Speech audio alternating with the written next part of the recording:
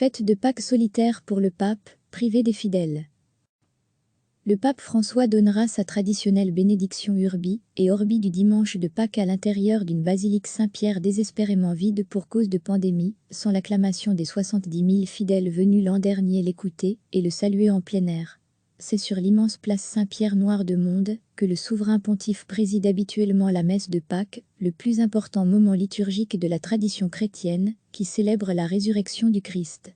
Puis à midi, il rejoint en temps normal la loggia du palais apostolique pour son allocution de Pâques, puis sa bénédiction Urbi et Orbi à la ville de Rome et au monde, livrant à chaque fois un tour d'horizon des zones de conflit de la planète. Mais cette année, François respectera le strict confinement ordonné en Italie et à la Cité du Vatican, en restant dans la basilique Saint-Pierre entouré d'un minuscule groupe de célébrants, les fidèles pouvant le suivre sur Mondovision ou sur Internet. L'obscurité et la mort n'ont pas le dernier mot, a souligné le pape dans une homélie prononcée samedi soir dans la basilique, à la veille de Pâques, en soulignant que cette fête constitue une annonce d'espérance. Tout ira bien, disons-nous avec ténacité en ces semaines, nous agrippant à la beauté de notre humanité et faisant monter du cœur des paroles d'encouragement. Mais, avec les jours qui passent et les peurs qui grandissent, même l'espérance la plus audacieuse peut s'évaporer, a-t-il noté lors de la vigile pascale. Or nous pouvons, et nous devons espérer, malgré des jours tristes. François s'était récemment associé à l'appel lancé par l'ONU en faveur d'un cessez-le-feu immédiat et mondial afin de préserver, face au coronavirus, les civils les plus vulnérables dans les pays en conflit. Faisons taire le cri de mort, ça suffit les guerres. Que s'arrête la production et le commerce des armes, parce que c'est de pain, et non de fusils dont nous avons besoin, a-t-il lancé samedi soir dans son homélie prononcée dans la basilique Saint-Pierre, en présence seulement d'une dizaine de célébrants et d'une dizaine de fidèles. Le coronavirus a fait plus de 100 000 morts dans le monde et forcé la moitié de l'humanité au confinement, mais l'impact de la pandémie sur les guerres au Moyen-Orient reste incertain. En guerre depuis 5 ans et théâtre de l'une des pires crises humanitaires, le Yémen a annoncé vendredi un premier cas de contamination de nouveau coronavirus. Mais un cessez-le-feu décrété unilatéralement à partir de jeudi par la coalition militaire menée par l'Arabie saoudite, alliée du pouvoir au Yémen, ne semble pas tenir. Et en Syrie, les combats font rage dans l'est de la province de Homs, centre. Les célébrations de Pâques, qui coïncident habituellement avec une arrivée massive de touristes à Rome, font depuis quelques années l'objet d'un énorme dispositif de sécurité anti-attentat. Cette année, dans des rues totalement vides, les forces de l'ordre ont été chargées d'effectuer des contrôles renforcés pour dissuader les Romains d'aller prendre l'air en propageant le coronavirus. À Jérusalem, pour la première fois en plus d'un siècle, le Saint-Sépulcre, considéré comme le lieu le plus sacré du christianisme, sera fermé au public durant tout le week-end de Pascal en Israël. Une messe de Pâques qui sera célébrée également sans public. L'Église catholique semble avoir grandement appliqué les consignes prohibant les rassemblements religieux, parfois en rivalisant d'imagination. Des prêtres catholiques d'Acapulco, port et station balnéaire célèbre du sud du Mexique, ont ainsi proposé le jeudi saint aux fidèles de se confesser sans descendre de leur voiture, afin d'éviter des contaminations. Dans une poignée d'États américains, certaines églises protestantes ont en revanche appelé à des rassemblements de prières collectives à l'approche de Pâques faisant fi des conseils de prudence. Et en Bulgarie, les églises orthodoxes seront ouvertes pour les fêtes pascales, qui se tiennent avec une semaine de décalage sur les catholiques et les protestants. Le clergé comme le gouvernement se refusant à imposer un confinement strict des fidèles. Le porte-parole du synode bulgare, le métropolite Gavral a assuré que la foi protège et que l'infection ne peut pas se transmettre dans une église. Recevez chaque matin l'essentiel de l'actualité. Le pape François donnera sa traditionnelle bénédiction Urbi et Orbi du dimanche de Pâques à l'intérieur d'une basilique Saint-Pierre désespérément vide pour cause de pandémie, sans l'acclamation des 70 000 fidèles venus l'an dernier l'écouter et le saluer en plein air.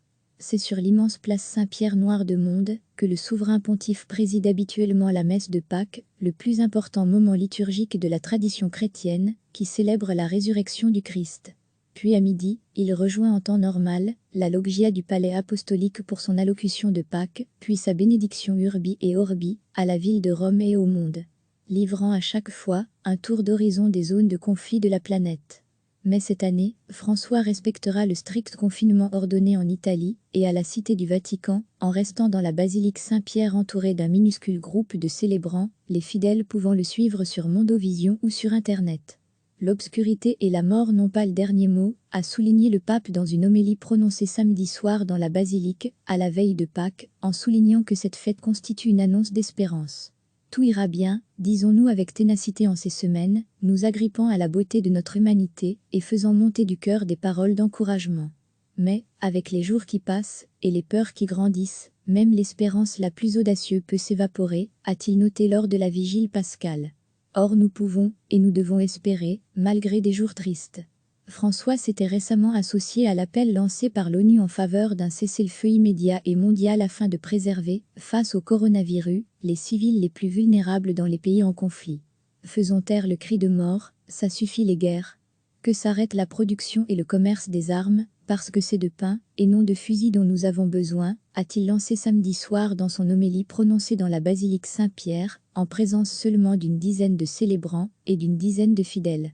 Le coronavirus a fait plus de 100 000 morts dans le monde et forcé la moitié de l'humanité au confinement, mais l'impact de la pandémie sur les guerres au Moyen-Orient reste incertain.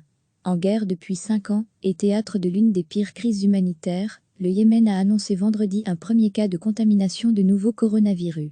Mais un cessez-le-feu décrété unilatéralement à partir de jeudi par la coalition militaire menée par l'Arabie saoudite, alliée du pouvoir au Yémen, ne semble pas tenir.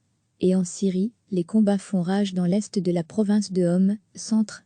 Les célébrations de Pâques, qui coïncident habituellement avec une arrivée massive de touristes à Rome, font depuis quelques années l'objet d'un énorme dispositif de sécurité anti-attentat. Cette année, dans des rues totalement vides, les forces de l'ordre ont été chargées d'effectuer des contrôles renforcés pour dissuader les Romains d'aller prendre l'air en propageant le coronavirus. À Jérusalem, pour la première fois en plus d'un siècle, le Saint-Sépulcre, considéré comme le lieu le plus sacré du christianisme, sera fermé au public durant tout le week-end de Pascal en Israël. Une messe de Pâques qui sera célébrée également sans public. L'Église catholique semble avoir grandement appliqué les consignes prohibant les rassemblements religieux, parfois en rivalisant d'imagination. Des prêtres catholiques d'Acapulco, port et station balnéaire célèbre du sud du Mexique, ont ainsi proposé le jeudi saint aux fidèles de se confesser sans descendre de leur voiture, afin d'éviter des contaminations. Dans une poignée d'États américains, certaines églises protestantes ont en revanche appelé à des rassemblements de prières collectives à l'approche de Pâques faisant fi des conseils de prudence. Et en Bulgarie, les églises orthodoxes seront ouvertes pour les fêtes pascales, qui se tiennent avec une semaine de décalage sur les catholiques et les protestants.